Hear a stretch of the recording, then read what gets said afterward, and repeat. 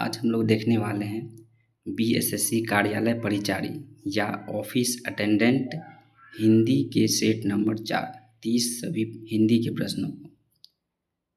पहला प्रश्न है 71 नंबर। हिंदी में शब्दों का लिंग निर्धारण किसके आधार पर होता है? निम्नलिखित विकल्पों में से सही विकल्पों को चिन्हित करें। 71 इसका आंसर हो जाएगा ऑप्शन ए, संज्ञा हो जाएगा। अगला प्रश्न है, निम्नलिखित में से कौन सा सर्वनाम पद है? चिन्हित कीजिए। तो 72 का ऑप्शन बी हो जाएगा। वह क्या हो जाएगा? सर्वनाम। अगला प्रश्न है, लिंग के आधार पर असंगत शब्द युग्म है। 73 इसका होगा ऑप्शन बी। दास का क्या हो जाएगा? दासी। ये असंगत है। बाकी कुमार का कुमारी, तरुण का तरुणी और सुंदर का सुंदरी सही है। अगला प्रश्न है, किसी संज्ञा या सर्वनाम की विशेषता बताने वाले शब्द क्या कहलाते हैं? 74 इसका आंसर होगा ऑप्शन बी, विशेषण। किसी संज्ञा या सर्वनाम की विशेषता बताने वाले को विशेषण कहा जाता है। अगला प्रश्न है, अनि शब्द का सही पर्यायवाची शब्द क्या होगा? ऑप्शन सी, सोना हो जाएगा। अनि शब्द का सही पर्यायवाची क्या होगा? सोना। अगला प्रश्न है 76, इनमें से कौन सा शब्द शत्रु का पर्यायवाची शब्द है? 76 का होगा ऑप्शन ए, अरि। अरि शब्द क्या हो जाएगा? शत्रु का पर्यायवाची है। 77, लड़के ने कुत्ते को मारा वाक्य में कौन सा कारक है? तो लड़के ने किसका होता है? तो इसका आंसर होगा ऑप्शन डी, उपयुक्त में से कोई नहीं। ने किसका हो जाता है? तो कर्ता का हो जाता है। इसमें कहीं भी कर्ता नहीं है। अगला प्रश्न हो जाएगा, बंदर क्या जाने नींबू का स्वाद। इस मुहावरे में कौन सा शब्द अशुद्ध है? इसका आंसर क्या हो जाएगा 78 का? तो इसका हो जाएगा बी, क्योंकि इसका सही आंसर क्या होना चाहिए? अदरक। बंदर क्या जाने अदरक का स्वाद। 79, अपूर्ण भूतकाल का प्रयोग किस वाक्य में हुआ है? 79 इसका होगा ऑप्शन ए, ज्ञानू रो रहा था। ये क्या है? अपूर्ण भूतकाल। अगला प्रश्न हो जाएगा, दो निकटवर्ती वर्णों के परस्पर मेल से जो परिवर्तन होता है उसे क्या कहते हैं? तो 80 का हो जाएगा ऑप्शन बी, उसे संधि कहते हैं। गवीस में प्रयुक्त संधि का नाम है। गवीस में कौन सा संधि प्रयुक्त है? तो 81 का हो जाएगा डी, अयादी संधि हो जाएगा। गवीस में कौन सा संधि होगा? अयादी संधि। अगला प्रश्न है, निम्नलिखित विलोमार्थी शब्द युग्मों में असंगत है। 82 इसका आंसर होगा ऑप्शन बी, अवनति का क्या हो जाएगा? पतन। ये क्या हो जाएगा? असंगत हो जाएगा। बाकी अथ का इति सही है, अल्पज्ञ का बहुज्ञ सही है और अनुकूल का प्रतिकूल भी सही है। अगला प्रश्न हो जाएगा 83, निम्नलिखित में से व्यष्टि शब्द का विलोम क्या हो जाएगा? तो 83 का ऑप्शन बी हो जाएगा, व्यष्टि का क्या हो जाएगा? समष्टि। अगला प्रश्न हो जाएगा, प्रतिदिन शब्द का समास विग्रह क्या होगा? 84 का आंसर होगा बी, दीनम दीनम प्रति। प्रतिदिन का समास विग्रह क्या होगा? दीनम दीनम प्रति।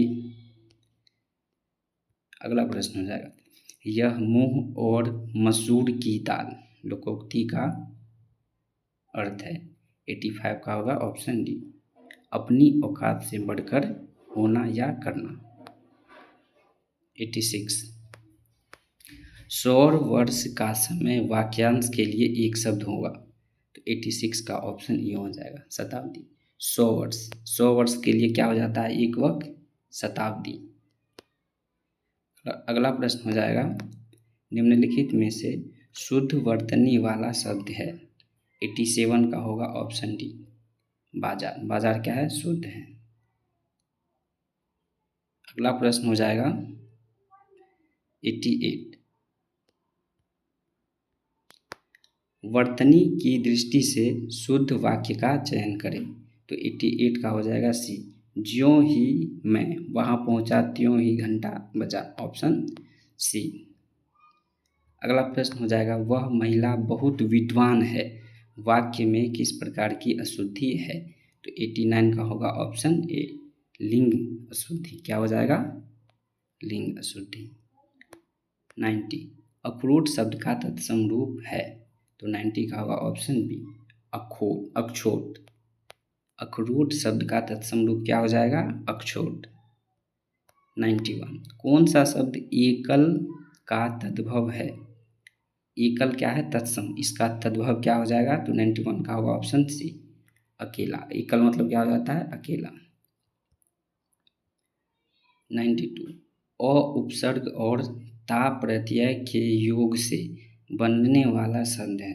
तो 92 का हो जाएगा ऑप्शन डी, असहनशीलता। यानी कि अ उपसर्ग और ता प्रत्यय के योग से क्या बनेगा? असहनशीलता। शुरू में अ है और ता बाद में। किस शब्द में उपसर्ग का योग है? 93 का होगा ऑप्शन डी, अधीर। अधीर में क्या हो जाएगा? उपसर्ग का योग है। धीर में क्या लगा हुआ है? और क्या हो जाएगा? उपसर्ग। 94, सावधानी शब्द में प्रयुक्त प्रत्यय है? तो 94 का ऑप्शन ए हो जाएगा, ई, दीर्घई प्रत्यय हो जाएगा। रीति काल को श्रृंगार काल इनमें से किसने कहा था? रीति काल को श्रृंगार काल इनमें से किसने कहा था? तो 95 का होगा ऑप्शन ए, विश्वनाथ प्रसाद मिश्र। रीति काल को श्रृंगार काल किसने कहा? विश्वनाथ प्रसाद मिश्र। 96, प्रभु जी तुम चंदन हम पानी पंक्ति किस कवि की है? तो 96 का होगा ऑप्शन बी, रैदास। रसिक प्रिया ग्रंथ के रचनाकार कौन है? रसिक प्रिया ग्रंथ के रचनाकार कौन हो जाएंगे? 97 का सी हो जाएगा, केशव दास। रसिक प्रिया ग्रंथ के रचनाकार हो जाएंगे केशव दास। आगे गद्यांश है, उसका आंसर बता देते हैं। मनुष्य तभी सुखी कहा जा सकता है जब, तो इसका आंसर हो जाएगा उसे आत्मिक ज्ञान हो। क्या हो जाएगा? उसे आत्मिक ज्ञान हो। नेक्स्ट क्वेश्चन है, वह अशिक्षित शिक्षित व्यक्ति से अच्छा है जो, तो 99 का ऑप्शन बी, दयालु और सच्चारित्र हो।